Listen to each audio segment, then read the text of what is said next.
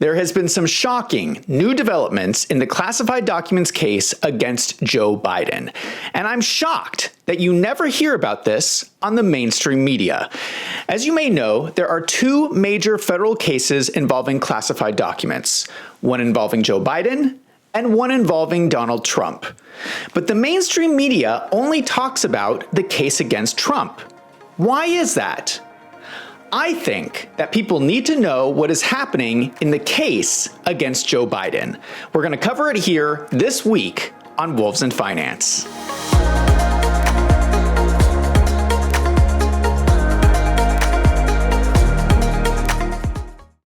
Something happened in November that I want to make sure that people don't miss. It was reported in the Wall Street Journal that Special Counsel Robert Hur will not be bringing any criminal charges against Joe Biden for his mishandling of classified documents. Robert Hur is currently writing the report for his investigation, which is expected to contain harsh criticism of Biden, but no criminal charges. I find this shocking. What is this? The customer service counter at Target? Are they writing a strongly worded complaint? This is supposed to be the Department of Justice, and these are serious allegations against Joe Biden. In my opinion, this corruption is so blatant that I cannot believe the mainstream media is not telling you about this. This is the same thing that happened with the Durham report. John Durham was special counsel and wrote the Durham report, which was 300 pages of information on how the security state sabotaged Trump's political campaign. Think about how horrible that is.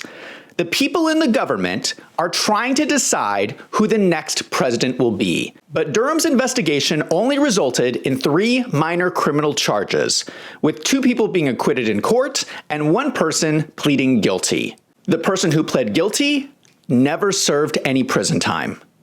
Durham's report basically let the Justice Department off the hook. Robert Hur is about to do the same thing. Let me start by explaining who Robert Hur is. The current Attorney General, Merrick Garland, appointed Robert Hur to be special counsel to investigate the classified documents found at Joe Biden's residence.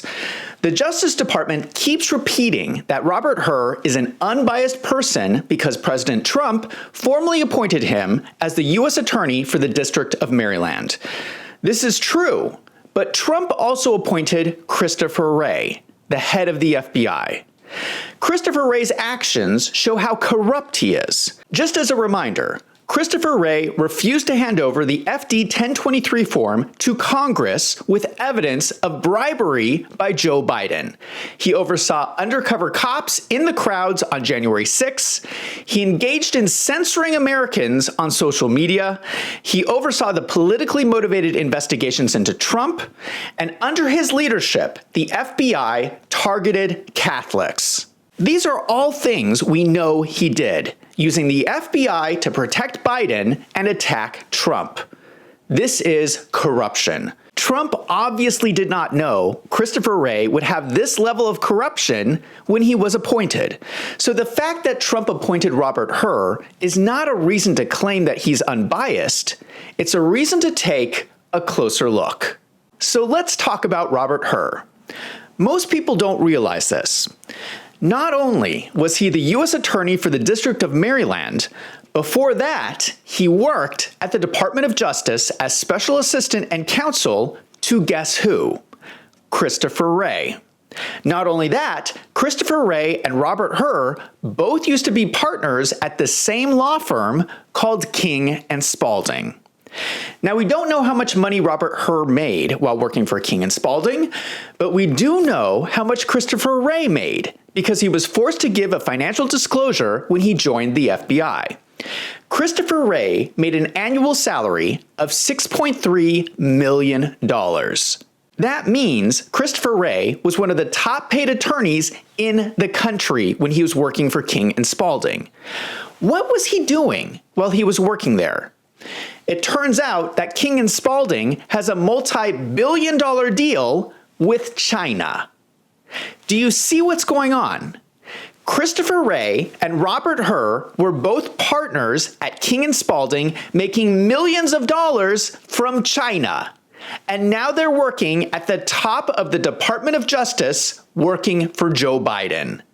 We now have evidence that shows Joe Biden is also taking money from China. So Robert Hur is someone who's been part of the club at the Department of Justice for a long time. This is the person who is supposed to be unbiased in his investigation of Joe Biden. Can someone please explain to me why no one is concerned about this? Doesn't anyone find it strange that both Christopher Wray and Robert Hur used to be partners at the same law firm with deep ties to China? Let's look at the two cases going on right now about classified documents. There's the case against Donald Trump, where the FBI raided Mar-a-Lago, and the case against Joe Biden.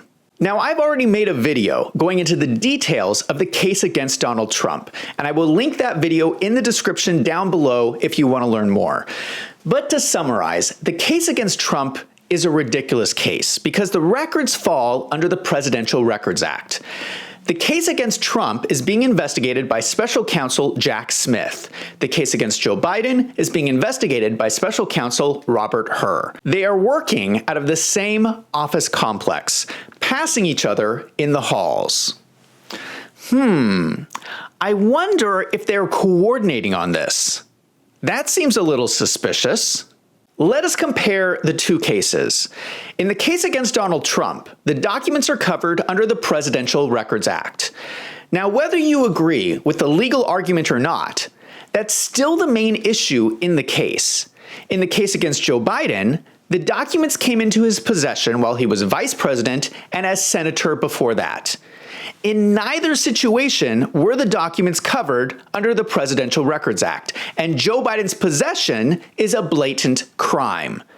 So for Trump, there's a legal argument. For Joe Biden, there is no legal argument. It's just wrong. You're only able to review classified documents in a high security controlled environment. So to get those documents in your home, you have to intentionally sneak them out. It's not easy to do. In another comparison, the law enforcement response in both cases was extremely different. Trump's home at Mar-a-Lago was raided by armed FBI agents on August 8, 2022. Trump's lawyers were forced to wait outside. The raid lasted 9 hours, and the agents even searched Melania's underwear drawer. Melania's closet was left a mess. She was so upset that she threw out all her underwear and bought new ones. Now, I don't blame her. Would you want to wear underwear after all those FBI agents had their grubby hands all over it? I wouldn't. But here's what I really want to know. Why were these agents so interested in Melania's underwear? Can someone answer that question for me? What does her underwear have anything to do with classified documents? Now compare this to Joe Biden's investigation. Joe Biden's personal attorney, Bob Bauer, was allowed to perform the search along with the FBI. That's odd. Why would Trump's lawyers be forced to wait outside, but Biden's lawyers were with the FBI during the search? In case you don't know who Bob Bauer is, do you remember the controversy around Barack Obama's birth certificate? If you bring up the birth certificate, people will accuse you of spreading a racist conspiracy.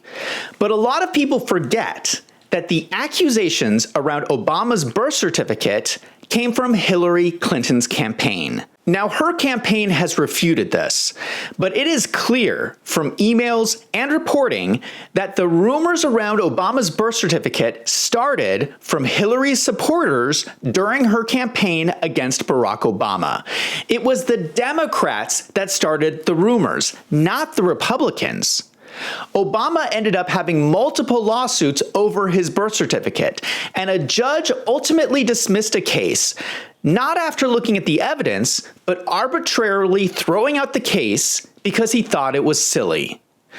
Obama's lawyer, who successfully argued for dismissal of that case, was Bob Bauer. This is the same guy who is now representing Joe Biden and is working with the FBI to search his house. That's funny how the same people keep showing up. The search of Joe Biden's home was described by Robert Hur as a planned consensual search. That's interesting. Trump's search was a surprise. So why would Robert Hur work with Joe Biden to plan the search ahead of time so that he knew they were coming? Why are they giving Joe Biden the chance to hide anything they don't want the FBI to find? Now let's look at the result of the investigations. Donald Trump was criminally charged with 32 counts of willful retention of national defense information, 1 count of conspiracy to obstruct justice, 1 count for withholding a document or record, 1 count for corruptly concealing a document or record, 1 count for concealing a document in a federal investigation, 1 count for scheme to conceal, 1 count for false statements and representations, 1 count for altering, destroying, mutilating, or concealing an object, and 1 count for corruptly altering, destroying, mutilating, or concealing a document, record, or other object. Now compare that to Joe Biden. Joe Biden is going to be charged with nothing. Now let's take a step back here, because I'm about to be triggered. We have 2 investigations about classified documents. Joe Biden's Department of Justice is going after his chief political opponent for crimes that he himself is doing. What's going on here? But it gets worse. Let's look at the timeline. The raid on Mar-a-Lago occurred on August 8th, 2022. The Department of Justice launched an investigation into Joe Biden on November 2nd. Jack Smith was appointed special prosecutor to investigate Trump on November 18th. More of Joe Biden's classified documents were found on December 20th and January 11th. Robert Hur was appointed as special prosecutor on January 12th. An FBI search at Joe Biden's home on January 14th found more classified documents. Then on January 20th, more of Joe Biden's classified documents were found. Here is a letter sent from the National Archives to Donald Trump's attorney on May 10th, 2022. In this letter, they are negotiating over the legal definition of presidential records. This letter proves that Trump's lawyers were working in good faith with the archives over the documents for 4 months before the raid. There was no reason for the FBI to raid Mar-a-Lago with armed agents. What is shocking about this letter is the statement that reads, "The counsel to the president has informed me that in light of the particular circumstances presented here, President Biden defers to my determination." This tells us that the archives was working directly with the White House on the situation with Trump's documents. Not just the White House staff, Joe Biden himself was involved. The White House issued this statement. The FBI has serving a search warrant on the former president's residence in Florida. Was the president or anyone at the White House aware of that search warrant, or has anyone at the White House or the president been briefed in the aftermath of that search warrant being executed? No. The president was not briefed, was not aware of it. No one at the White House was given a heads up. No, that did not happen.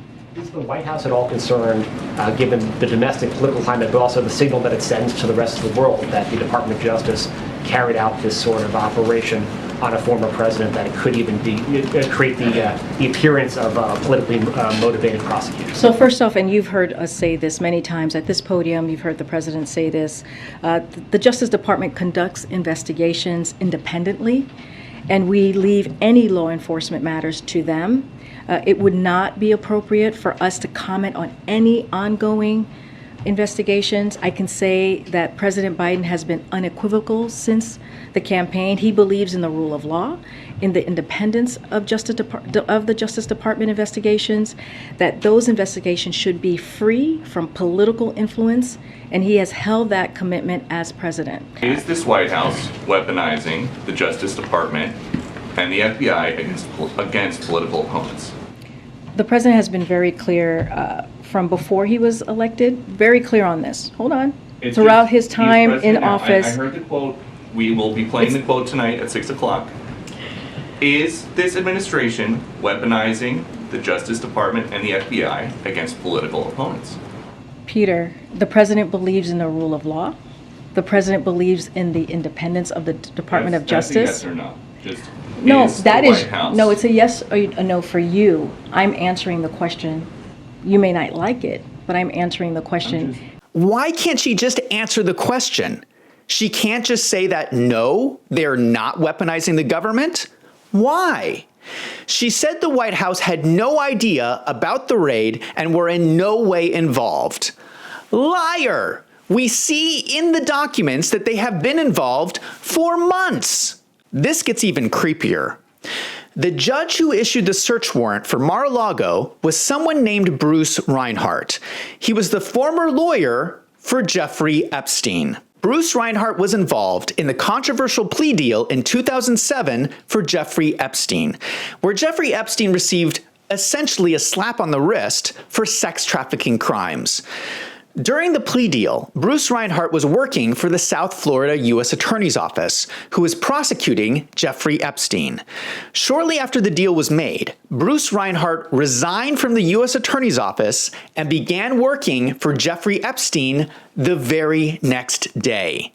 This led to speculation that he helped Epstein get a cushy plea deal in exchange for his new job.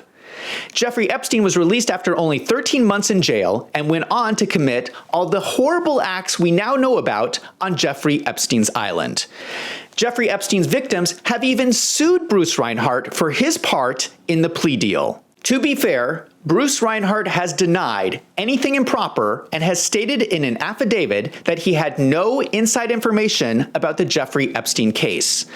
However, this was contradicted by his former colleagues in another court filing that stated that Bruce Reinhart learned confidential, non-public information about the Epstein matter during his time at the U.S. Attorney's Office. Now, we may never know for sure what exactly happened, but we do know that Bruce Reinhart did represent several of Jeffrey Epstein's employees, and somehow he just happened to become a powerful judge in Florida. This is the man who issued an extremely controversial search warrant to search President Trump. What makes the warrant even more shocking was that when the warrant was released to the public, it contained a letter from Trump's lawyers laying out their objections to the FBI's actions. Specifically, the letter says, "A president has absolute authority to declassify documents." So Judge Bruce Reinhart was notified prior to the warrant that President Trump had declassified any documents that were at Mar-a-Lago. The judge was told there were no classified documents by the person who has the ultimate authority to declassify documents. Just so that you understand, to issue a warrant, the government has to prove probable cause. That is your right under the Fourth Amendment of the U.S. Constitution, which says, "The right of the people against unreasonable searches and seizures shall not be violated, and no warrants shall issue but upon probable cause." Any evidence obtained during an illegal search should be thrown out of the case and not be used at trial.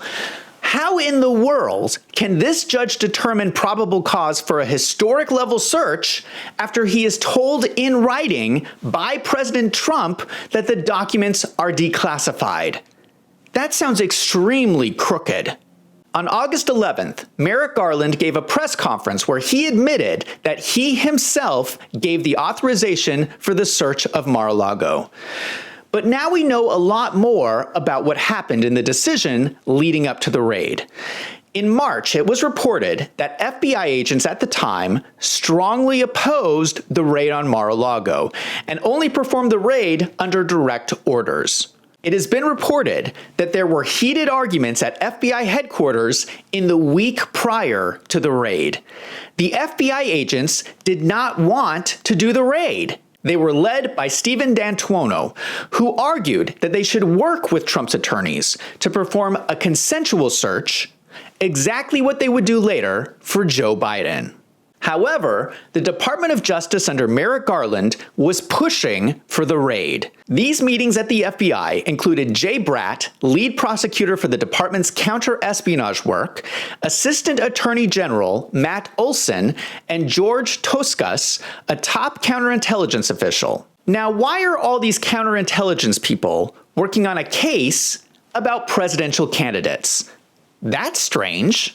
Let me give you a reminder of who these people are. George Toscas led the supposed investigation into Anthony Weiner's laptop, which contained Hillary Clinton's emails. This investigation received a lot of criticism because knowledge of the emails was held secret for 3 weeks and only announced 2 weeks before the 2016 presidential election. Matt Olson drafted talking points for the massacre at Benghazi, covering up for Hillary Clinton's failures in the attack which resulted in 4 Americans being killed. Jay Bratt offered a bribe to a lawyer in this classified documents case against Trump. He was trying to convince Trump's lawyer to get one of Trump's employees to turn and testify against Trump. This is blatantly illegal. There are multiple witnesses for this bribe. The Guardian reported this incident with Jay Bratt is widely known inside the National Security Division and is being viewed as a problem. This is the group of people who are pushing the FBI to raid Mar-a-Lago.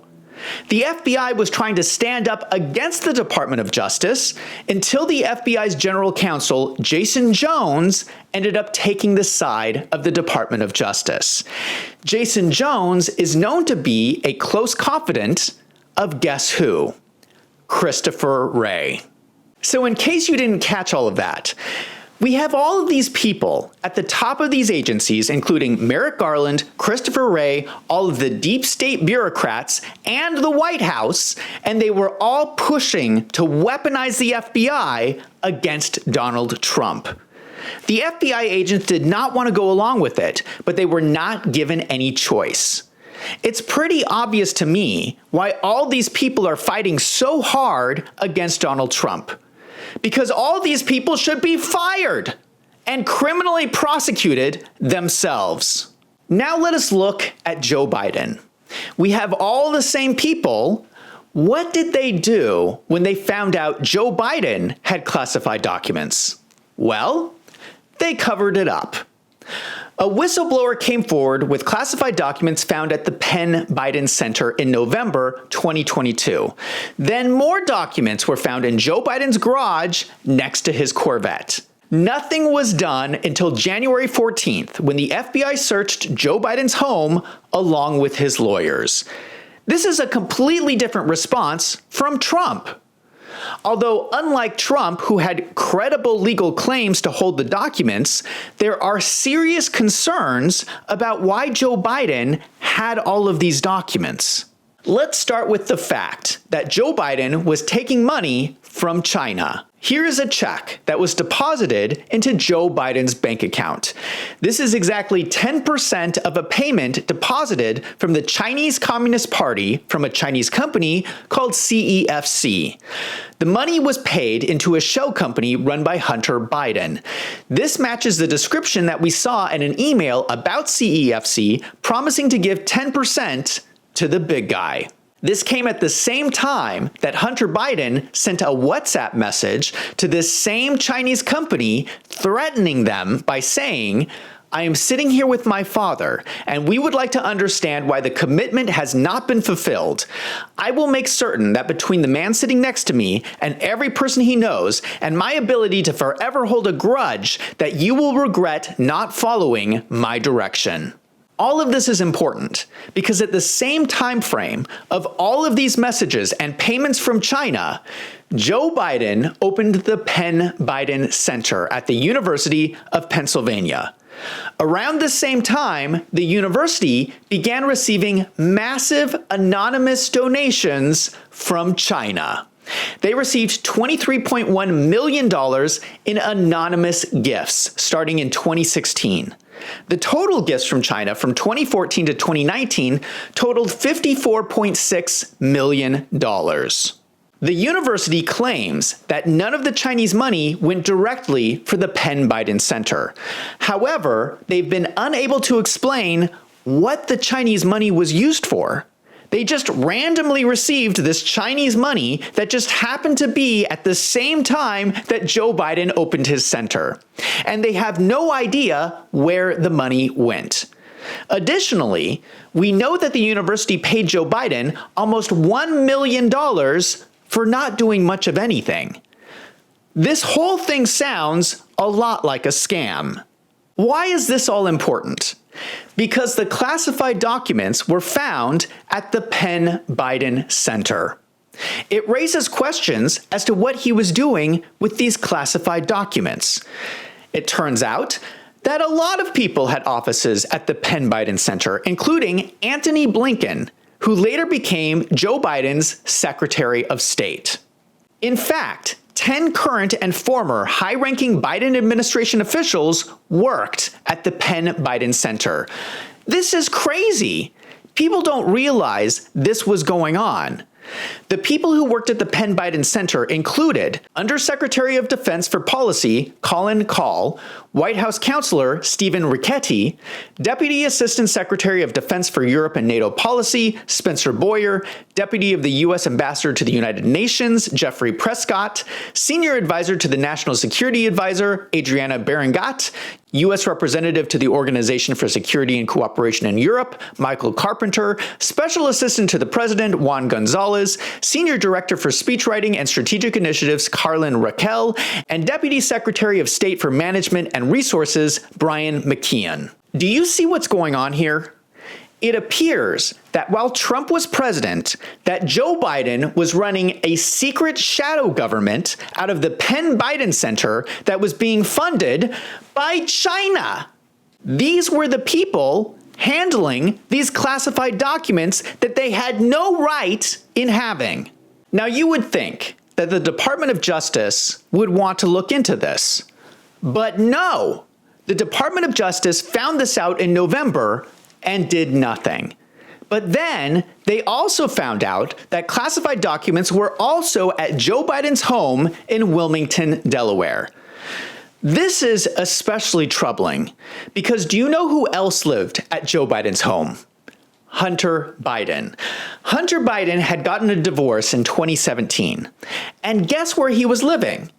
At Joe Biden's home in Wilmington, Delaware. We know this because Hunter listed this as his address for his personal credit card. Just so that you understand, Hunter Biden was living with the classified documents during the same time frame he was addicted to crack. Not only that, this was the same time when he sent the threatening text messages to China saying that he was sitting next to his father. Not only that, this was also the same time that Hunter Biden had a Chinese secretary named Jackie Bao. The flirty emails we have between Hunter Biden and Jackie Bao suggest that they were sleeping together and that she was a Chinese spy. Now, if Hunter Biden was living and working out of Joe Biden's house alongside the classified documents, that means that Jackie Bao was likely there too. Hunter Biden and Jackie Bao were both working on the same Chinese company, CEFC, that sent Joe Biden a check for 10% for the big guy. I'm about ready to lose it. Why are there all these connections to China? Why isn't the mainstream media talking about this? And isn't it funny that the Department of Justice decided to raid Donald Trump and not Joe Biden? Finally, Robert Hur was appointed as special counsel on January 12th and 2 days later oversaw the search of Joe Biden's home. Joe Biden was notified ahead of time and his lawyers participated in the search alongside the FBI.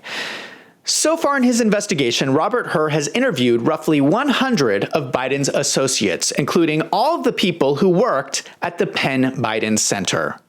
Given all of this information, here's the important question. Do you think there is a two-tiered system of justice in America? I certainly do.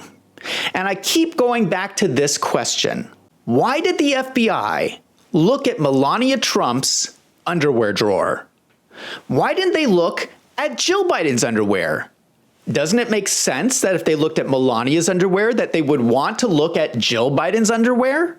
Why didn't they do that? I will tell you why. Because it is a two-tiered justice system. Joe Biden's Department of Justice is going after his chief political opponent for the crimes that he himself is doing. This is outrageous. And I hope you realize that if you were to do any of the things that Joe Biden is doing, his Department of Justice would not hesitate to throw you in prison for a very long time. This is corruption. And I hope that more people wake up to what is going on. Now I want to hear from you. Do you think there's a two-tiered system of justice? Let me know in the comments down below. And remember to hit that subscribe button so you don't miss out on any future videos. Let me also give you a quick update. My video last week was blocked by YouTube for a lot of people. YouTube put a graphic violence warning on it, and it suppressed the video so a lot of people didn't see it. I wonder why YouTube was trying to keep people from seeing my video last week. Just letting you know, for the channel members, I do send you an email when these things happen, letting you know where you can watch the video if you're having trouble finding it. So, if you are a channel member and you did not receive an email, check your spam folder because I do send those out periodically. And if you want to support the channel, the best way is to sign up to become a channel member. You can sign up on my website, wolvesandfinance.com. For $6 a month, you help me survive when my channel gets shadow banned so I can keep putting out these videos. That's it from me. I'm Zach from Wolves and Finance. Thank you for watching.